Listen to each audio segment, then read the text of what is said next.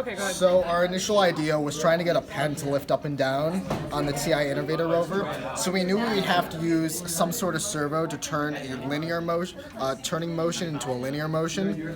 So what we did is we actually made our own servo horn that screws in directly onto the circuit board plate. And now this servo horn was 3D printed, and we use Autodesk Inventor. And now all we do is we take our servo and we mount it in, and So then we have this little attachment that comes through the servo here. We drilled a hole through it and use a zip tie with some hot glue to hold onto the pen. And now when we move the servo, that was the wrong way.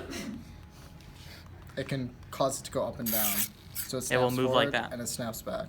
And we can make it go back. So in the future, we hope to sort of perfect this by countersinking this, making this a little bit thicker so you don't need to glue it. Yeah. And also, Better screw holes. yeah, making your own printable piece there, so that way someone can download the files just off GrabCAD or any sort of CAD software, and they can print this out and do it themselves without having the messy zip tie and hot glue. Yeah, we worked with what we had in the time that we had, but in the future we could produce a more ideal solution that anyone could print out and doesn't interfere with each other. We only had 2 screw holes to go with that.